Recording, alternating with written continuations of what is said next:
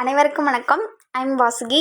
நம்ம daily tea with Sams and coffee with சம்ஸில் அந்த டைமிங் கூட யூஸ் ஆகணும் சம்ஸ் பார்த்துட்டு வரோம். இந்த வீக் என்ன பார்க்க போகிறோம்னு பார்த்தீங்கன்னா மென்சுரேஷன் அளவியலில் 2D பார்க்க போகிறோம்.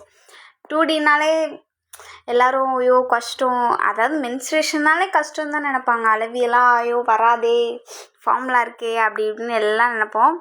அதெல்லாம் எதுவுமே இல்லைங்க, ஃபார்முலா மட்டும்தான். மற்றது கூட கொஞ்சம் ட்ரிக்கியாக யோசிக்கணும், நிறையா சால்வ் பண்ணும். நீங்கள் 2D 3D பொறுத்தளவுக்கு ஃபார்முலா, அது போடுற மெத்தடு, இந்த ரெண்டே தான். அதை மட்டும் வச்சிட்டிங்கன்னா இது மாதிரி ஈஸி எதுவுமே இல்லை. எல்லோரும் இந்த டிஎன்பிசி இதிலே கஷ்டம்னு நினைக்கிறது என்னென்னா மென்சுரேஷன் நினைப்பாங்க சில பேர், அப்புறம் ஃபார்முலா வர்றது எல்சிஎம் ஹெச்சிஎஃப் நிறையா நினைப்பாங்க. ஆனால் மென்சுரேஷன் எல்லாருமே கண்டிப்பாக நினைப்பாங்க கொஞ்சம் டஃப்பாக இருக்குன்னு. நிறைய பேர் அப்படி தான் சொல்லிகிட்ருக்காங்க. ஒன்றுமே இல்லைங்க, ஃபார்முலா. நீங்கள் டெய்லி காலையில் இப்போ திருக்குறள் எழுதுனது யார் அப்படின்னு கேட்டால் திருவள்ளுவர்னு நம்மளுக்கு தெரியும். அதே மாதிரி மென்சுரேஷனில் சதுரத்தோட பரப்பளவு என்ன அப்படின்னு கேட்டால் தெரியணும். அந்த மாதிரி டெய்லி படிக்கணும்.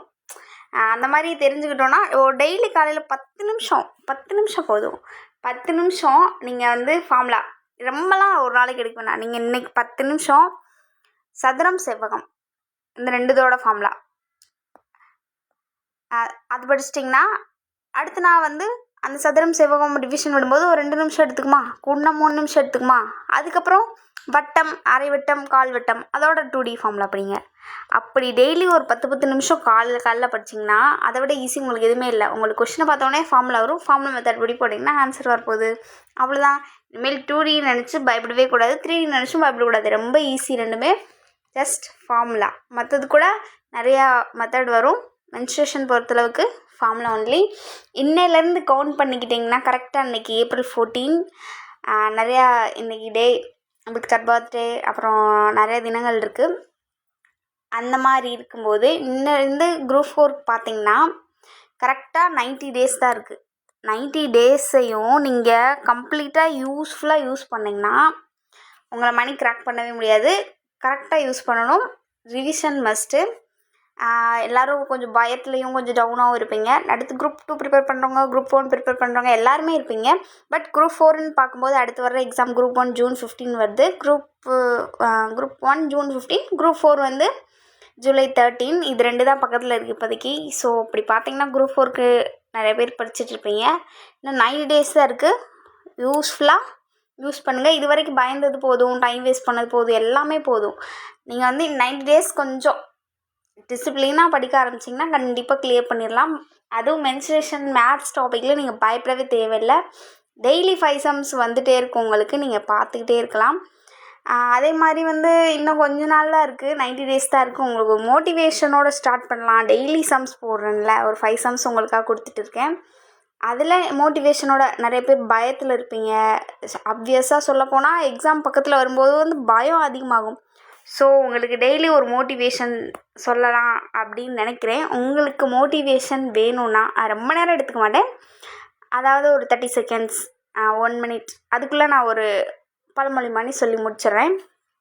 வேணும்னா நீங்கள் எனக்கு கமெண்டில் சொல்லுங்கள். நம்ம ஃபஸ்ட் சம்குள்ளே போகலாம். எப்படி எடுத்திருக்கேன்னா கொஸ்டின் எல்லா ஃபார்முலாவும் வர்ற மாதிரி, இப்போது சதுரம்னு எடுத்துக்கிட்டால் சதுரத்தில் இருக்க எல்லா ஃபார்முலா, செவ்வகம்னா அந்த மாதிரி உள்ளுக்குள்ளே எல்லாமே கம்ப்ளீட் ஆகிற மாதிரி எடுத்திருக்கேன். இந்த வீக் ஃபுல்லாக 2D வரும், கன்டினியூஸாக வாட்ச் பண்ணி பாருங்கள். ஃபஸ்ட் சம் பாருங்கள். 250 மீட்டர் பக்க அளவு கொண்ட சதுர வடிவிலான பூங்காவிற்கு வேலி அமைக்க மீட்டர் ஒன்றுக்கு ரூபாய் 20 செலவு செய்தால் வேலி அமைப்பதற்கு ஆகும் மொத்த செலவு என்னன்னு கேட்குறாங்க. அவங்க என்ன சொல்லிட்டாங்க, 250 மீட்டர் பக்க அளவு கொண்ட சதுர வடிவிலான பூங்கா அப்படின்ட்டாங்க. நம்ம சதுரம்னாலே ஒன்றுமே தேவையில்ல, 3 தான் தெரியும். அனைத்து பக்கங்களும் சமம்னு தெரியும் நம்மளுக்கு. 3 ஃபார்முலா தான். பரப்பளவுன்னு கேட்டாங்கன்னா A². நீங்கள் ஏன் ஃபார்முலா இப்படி தான் போடணும்னு தெரிஞ்சுக்கிட்டு உள்ளே போகிறதுக்கு வேலை மனப்பாடம் பண்ணிருங்களேன். ஏன் அது என்ன பெரிய விஷயமா? இப்போ சதுரம்னு எடுத்துக்கிட்டால் 3 இருக்குது. ரூல்ஸ் படி போனால் பக்கம் இன்ட்டு பக்கம் A², அதெல்லாம் பார்த்துக்கலாம். ஃபஸ்ட்டு மனப்பாடம் பண்ணுவோம், அதுக்கடுத்து அது எப்படி வந்துச்சுன்னு தெரிஞ்சுக்குவோம். இப்போ எடுத்தோடனே நம்ம படிக்கும்போது எல்லாமே அர்த்தம் தெரிஞ்சு படிச்சிருக்க மாட்டோம். வளர வளர அர்த்தம் தெரிஞ்சுக்கணும்னு நினைப்போம். பட் இப்போ மேக்ஸ் உங்களுக்கு டஃப்பாக இருக்குது, எனக்கு மென்சுரேஷன் வரலை, அப்படி அளவீட்டியல் வரல அப்படின்னு நினச்சிங்கன்னா நீங்கள் எடுத்தோடனே மனப்பாடம் பண்ணிடுங்க ஃபார்முலா. அதுக்கடுத்து போக போக இது இப்படி தான் வந்துச்சுன்னு உங்களுக்கே தெரிஞ்சிடும். பரப்பளவு பொறுத்தளவு பார்த்தீங்கன்னா ஏ ஸ்கொயர்டு. சுற்றளவு பார்த்தீங்கன்னா 4 பக்கம் என்ன இருக்குது, 4a இருக்கா, அப்போ 4a. இதில் மூலை விட்டம் பார்த்தீங்கன்னா a√2. இந்த a√2 வந்ததுக்கு ஒரு மெத்தட் இருக்குது. அதை எப்படி கண்டுபிடிச்சி அதை போடுறதுக்கு டைம் எடுக்கிறதுக்கு நம்ம மனப்பாடம் பண்ணிடலாமே. 3 தானே. இது 2Dயில் 3 இருக்குது, 3Dயில் 3 இருக்கும். அவ்வளோதான். ஒரு நாள் ஃபுல்லாக இந்த சம் ஃபுல்லாகவே பாருங்கள், கண்டிப்பாக மனப்பாடம் ஆயிரும். 2Dயில் சதுரத்தை பொறுத்தளவுக்கு 3 ஃபார்முலா. இப்போ நம்ம சம் பார்த்தோன்னா 250 மீட்டர் பக்க அளவுன்னு சொல்லிட்டாங்க. சதுரமான பூங்காவுக்கு வேலி அமைக்க மீட்டருக்கு 20 ரூபானா வேலி செய்தால் அப்போ ஆகும் செலவின. வேலி வந்து ஃபுல்லாக போடுவோமா, ஃபுல்லாக வேலி போடுவோம். அவங்க மீட்ரு எவ்வளோ பக்கம்னு சொல்லிட்டாங்க, ஒரு பக்கம் வந்து 250 மீட்டர்னு சொல்லிட்டாங்க.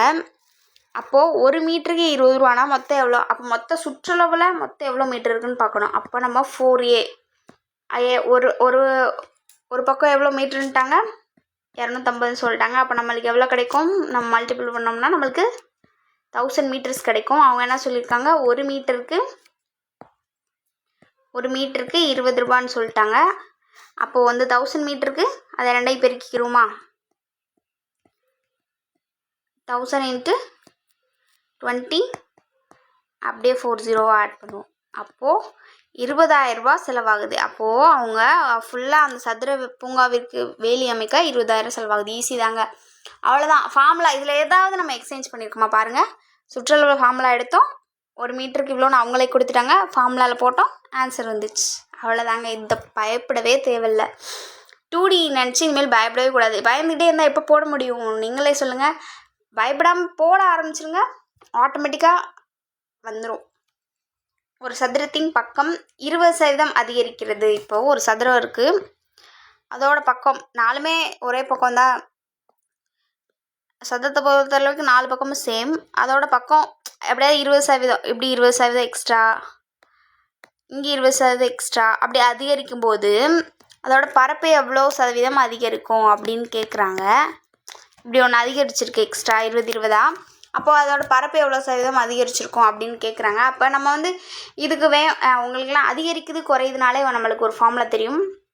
x + y + x × y/100. அதிகரிக்கிறது குறைகிறது அப்படின்னு சொன்னாலே உங்களுக்கு இந்த இது போட டக்குன்னு ஞாபகம் வரும்.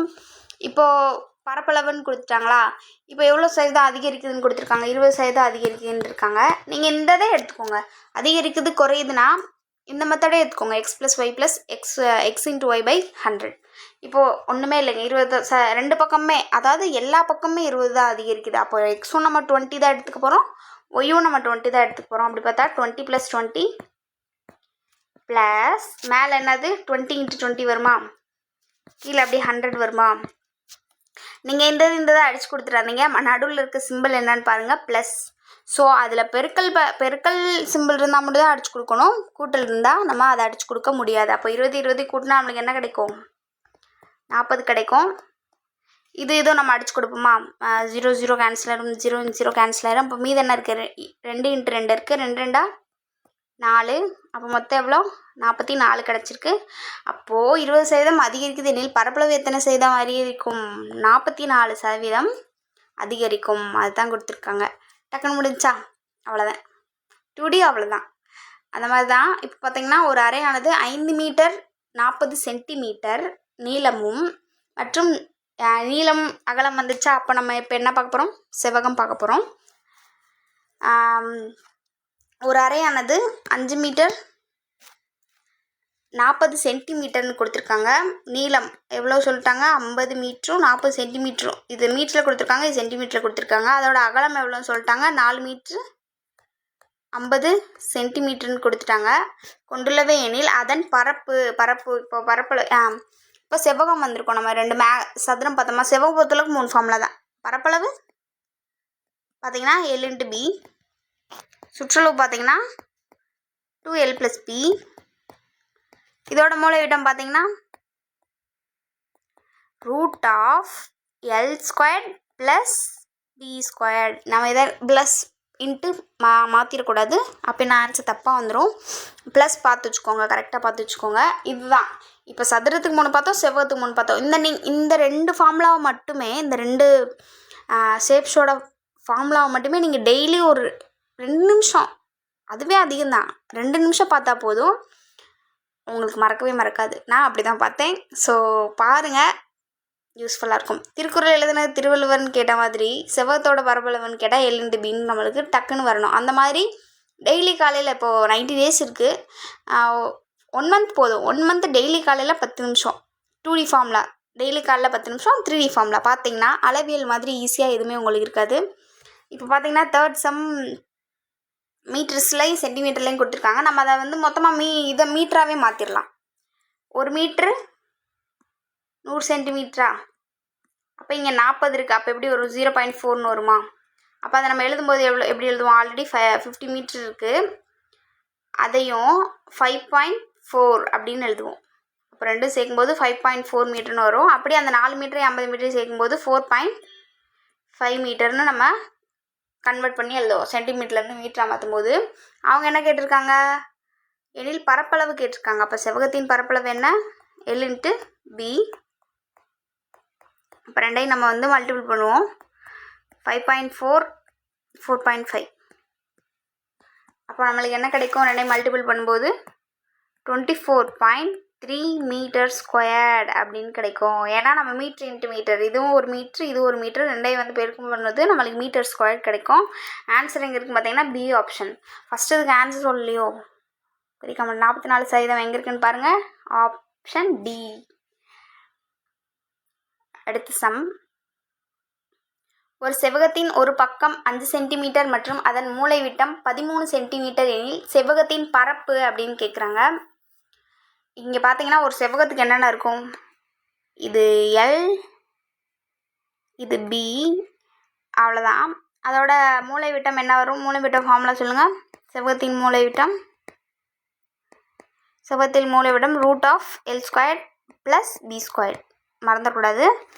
அப்படி இருக்கும்போது ஒரு பக்கம் 5 சென்டிமீட்டர்ட்டாங்க. அந்த ஒரு பக்கம் நம்ம நீளமாகவும் எடுத்துக்கலாம், அகலமாகவும் எடுத்துக்கலாம். நம்ம வந்து அந்த 1 சென்டிமீட்டரை நம்ம நீளமாக எடுத்துக்கலாம். நீளமாக 5 சென்டிமீட்டர் இந்த இடத்துல எடுத்துக்கலாம். அப்படி பார்க்கும்போது இப்போ அப்படியே மூலைவிட்டத்தோடு அப்ளை பண்ணும்போது நம்மளுக்கு அகலம் கிடைக்குமா? இப்போ நம்மளுக்கு அகலம் தெரியாமல் இருக்குது. அகலம் தெரிஞ்சாலே அதோட பரப்பு கண்டுபிடிக்க முடியும். ஏன்னா L/B. அப்போ நம்ம மூலைவிட்டம் கொடுத்துட்டாங்க, அதை வச்சு நம்ம இது பண்ணலாம்ல. இப்போ பார்த்தீங்கன்னா √L² + B² = 13 சென்டிமீட்டர்னு கொடுத்துட்டாங்க. அப்போ இந்த ஸ்கொயர் வேல்யூ இந்த பக்கம் போச்சுன்னா ஈக்குவல்ட்டு அந்த பக்கம் போச்சுன்னா 13க்கு மேலே ஸ்கொயராக வந்து நிற்குமா? அப்போது இங்கே வந்து நம்ம L வேல்யூ என்ன எடுத்துருக்கோம்? 5 சென்டிமீட்டர்னு எடுத்துக்கிட்டோமா? அவங்க ஒரு வேல்யூ கொடுத்துருக்காங்க, அதை நம்ம Lக்கு எடுத்துக்கிட்டோம். அப்போது B நம்மளுக்கு தெரியாது, = 13². 5 வந்து நம்ம ஸ்கொயர் பண்ணோம்னா நம்மளுக்கு என்ன வேல்யூ கிடைக்கும்? 25 கிடைக்கும். ப்ளஸ் B², 13 நம்மளுக்கு என்ன கிடைக்கும்? 169. அப்போ இங்கே இருக்கிற ப்ளஸ் சிம்பிளில் 25 இருக்கா? ஈக்குவல்ட்டுக்கு அந்த பக்கம் போகுது, நம்மளுக்கு என்ன கிடைக்கும்? மைனஸ் சிம்பிளில் 25 போகும். அப்போது நம்மளுக்கு வேல்யூ என்ன கிடைக்கும்? ரெண்டையும் மைனஸ் பண்ணோம்னா 144ன்னு கிடைக்கும். அப்போ B² வேல்யூ என்ன? 144. அப்போ நம்மளுக்கு தேவைப்படுறது என்னது? B தேவைப்படுது. அப்போது 144க்கு ரூட் போகும். அதோட வேல்யூ என்ன? 12 12 144. இப்போது வந்து Lோட வேல்யூ 5, Bயோட வேல்யூ 12 அப்படின்னு நம்ம எடுத்துக்கிட்டோம். அப்போது பரப்பளவு கண்டுபிடிக்கலாமா? பரப்பளவு ஃபார்முலா என்ன? L/B. இப்போது 5 × 12 நம்மளுக்கு எவ்வளோ கிடைக்கும்? 60 சென்டிமீட்டர் ஸ்கொயர். ஆப்ஷனில் எங்கே இருக்குன்னு பாருங்கள். Option C. நெக்ஸ்ட்டு, ஒரு செவ்வகத்தின் நீளம் அகலங்களின் விகிதம் 4:7. நீளம் அகலம் எவ்வளோன்னு சொல்லிட்டாங்க? 4:7ன்னு சொல்லிட்டாங்க. அகலம் 77. பி பார்த்தீங்கன்னா 7x வந்து 77. உங்களுக்கு தெரியும், நான் ரேஷியோ வந்து இதுக்கு முன்னாடி டாபிக் நம்பர்ஸ், இதுக்கு போன வீக் நம்பர்ஸ், அதுக்கு முன்னாடி ரேஷியோ LCM HCFலாம் போச்சு. நம்பர்ஸில் பார்த்தீங்கன்னா தெரியும், ரேஷியோ பொறுத்தளவுக்கு சேம் நம்பரால் டிவைட் ஆகும், சேம் நம்பரால் மல்டிபிள் ஆகும். அதான் வந்து ரேஷியோ. இது வந்து சும்மா எக்ஸாம்பிளுக்காக போட்டேன். அதோட விதி என்னன்னு பார்த்தீங்கன்னா சேம் நம்பரால் டிவைட் ஆகும், சேம் நம்பரால் மல்டிபிள் ஆகும். அப்போது இது வந்து ஒரிஜினல் வேல்யூ கிடையாது, அதோட விகிதம் தான். அப்போ ஒரிஜினல் வேல்யூ நம்மளுக்கு தெரியாது. அதனால் 7x எவ்வளோ தான்? 7x தான் 77. அப்போது எக்ஸோட வேல்யூ என்ன நம்மளுக்கு கிடைக்கும்? 11 கிடைக்கும். அப்போது 4x தான் நம்மளுக்கு தேவைப்படுது. அவங்க என்ன கேட்குறாங்க, நீளம் கேட்குறாங்க. அப்போ 4xோட வேல்யூ என்ன, 4 × 11 44. இப்படியும் போடலாம். நீங்கள் 4:7 அகலம் வந்து 77ன்னு கொடுத்துட்டாலே 7ஓட எத்தனை மடங்கு 77 இருக்கும், 11 மடங்கு தான் 77 இருக்கும். அப்போது இதுக்கு 11 வந்துச்சுன்னா 4க்கும் 11 தான் வருது. சொன்னேன்ல, சேம் நம்பரால் டிவைட் பண்ணணும், சேம் நம்பரால் மல்டிபிள் பண்ணணும். அப்போ இதுக்கும் 11 தான் வரும். இப்படி போட்டு டக்குன்னு ஆன்சர் போட்டுடலாம். தெரியாதவங்களுக்கு இப்படி எக்ஸ் வேல்யூ வச்சு கண்டுபிடிக்கிறேன். அதாவது ப்ராக்டிஸ் பண்ணிகிட்டு இருக்கிறவங்களுக்கு. பண்ணிட்டவங்க வேகமாக இந்த மெத்தடில் போட்டுருவீங்க. அப்படி பார்க்கும்போது நம்மளுக்கு ஆன்சர் என்ன கிடைச்சது, ஆப்ஷன் சி 44. அவ்வளோதாங்க, முடிஞ்சு. யூஸ்ஃபுல்லாக இருந்திருக்கும்னு நினைக்கிறேன். எக்ஸாம் வர வர பயமாக இருக்கும், பேனிக்காக ஆக வேண்டாம். கன்சிஸ்டன்சி அண்ட் டிசிப்ளின் கொண்டு வர்றது ரொம்ப கஷ்டம், ஆனால் ட்ரை பண்ணணும். இன்னும் 90 days தான் இருக்குது. 4க்கு ட்ரை பண்ணுங்க. கண்டிப்பாக இதை ஃபாலோ பண்ணுங்கள். டெய்லி மேக்ஸ் பாருங்கள். அதாவது நீங்கள் டீ குடிக்கிற பழக்கம் எத்தனை பேர்த்துக்கு இருக்குதுன்னு தெரில, பட் அந்த டயத்தில் கூட மேக்ஸ் பார்க்கணுன்றதுக்காக தான் இந்த சீரீஸே உங்களுக்கு எடுத்துகிட்டு போயிட்டுருக்கோம்.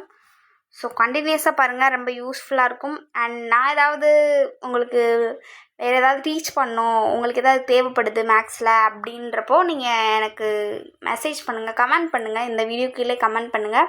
நான் எல்லா கமெண்ட்டையும் கண்டிப்பாக படிச்சுட்டு தான் இருக்கேன். நீங்கள் நிறையா ரெக்வஸ்ட் வைக்கிறதும் தேங்க்ஸ் சொல்கிறதும் எல்லாத்தையுமே நீங்கள் தேங்க்ஸ் சொல்லும்போது ரொம்ப ஹாப்பியாக இருக்கும். பரவாயில்ல, நம்மளால் சில பேர் ஹெல்ப் ஆகுது அப்படின்னு ஒரு ஹாப்பினஸ் இருக்கும்ல. என்னால் முடிஞ்சது நான் செய்கிறேன். நீங்கள் உங்களுக்கு படித்து நீங்கள் வேலைக்கு போனால் ரொம்ப சந்தோஷம். All the best for all and thanks to all.